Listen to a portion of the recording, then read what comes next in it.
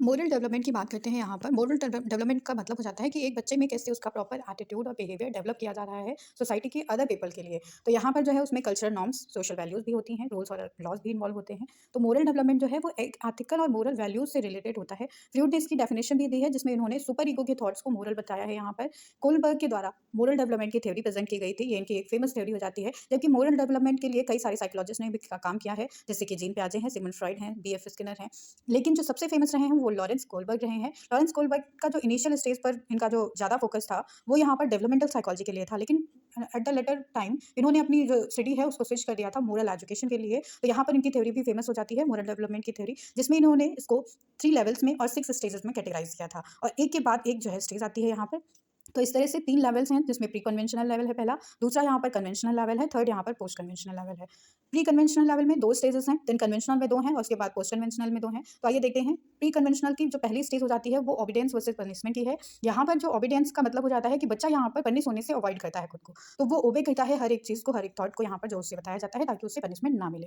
Then second stage आ जाती है इंडिविजुअलिज़्म, इंस्ट्रूमेंटलिज़्म और म्यूचुअल एक्सचेंज। तो यहाँ पर ये जो स्टेज होती है इसमें बच्चा म्यूचुअल जो है एक्सचेंज करता है, यानी कि तुम जैसे मेरे लिए वैसे मैं तुम्हारे लिए। तो इस तरह से बच्चा समझने लगता है कि अदर्स की भी कुछ पॉइंट ऑफ व्यू हैं, उन सारी चीज़ों को देखकर तब इस स्टेज में आता है, ये मोरालिटी अब बच्चे में आ जाती है।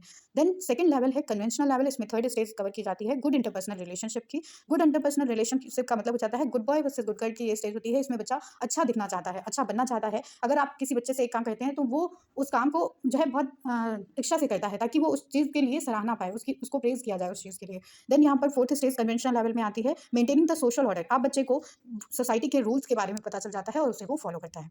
पोस्ट कन्वेंशनल लेवल जिसमें 2 स्टेजेस होती हैं। सोशल कॉन्ट्रैक्ट की ये जो स्टेज होती है इसमें बच्चे को रूल्स और लॉज़ के बारे में पता चलता है कि ये जो पर्टिकुलर सोसाइटी है उसके अपने कुछ रूल्स हैं, उसके अपने कुछ लॉज़ हैं जिनके अगेंस्ट जो है एक इंडिविजुअल नहीं जा सकता है। देन पोस्ट कन्वेंशनल लेवल में नेक्स्ट और लास्ट स्टेज होती है, sixth stage universal ethical principle की, जिसमें अब इंडिविजुअल अपने ह्यूमन राइट्स को देखता है। अगर उसके किसी भी राइट का वायलेशन किया जाता है तो वो उसके खिलाफ एक्शन लेता है, अपने जस्टिस को देखता है, इक्वालिटी की भावना को डेवलप करता है। तो इस तरह से यहाँ पर इंडिविजुअल राइट की बात की जाती है। इम्प्लीकेशन ऑफ मोरल डेवलपमेंट की थ्योरी देखें हम यहाँ पर कि एजुकेशन में इसका क्या इम्प्लीकेशन है। तो ये गुड कंपनी मेंटेन करने में जो है हेल्पफुल रहती है। यहाँ पर एक केयरिंग एनवायरनमेंट प्रोवाइड किया जाता है बच्चों को, उनके सोशल और इमोशनल स्किल्स को डेवलप किया जाता है, स्कूल में हो या नियर फैमिली में हो या उनके नेबरहुड में हो, इस तरह से। और इसमें जो है एक जो है टीचिंग प्रोवाइड की जाती है जिसमें एक्सपर्टीज और परफेक्शन की बात की जाती है। देन बच्चों में सेल्फ रेगुलेशन का डेवलपमेंट किया जाता है, गोल ओरिएंटेशन उनको टीचिंग दी जाती है, पर्टिकुलर गोल से रिलेटेड वर्क कराया जाता है। देन इसमें जो एम्फेसाइज होता है इसका वो अंडरस्टैंडिंग में होता है ताकि बच्चे ज़्यादा से ज़्यादा सिचुएशन को समझ सकें। Thank you everyone.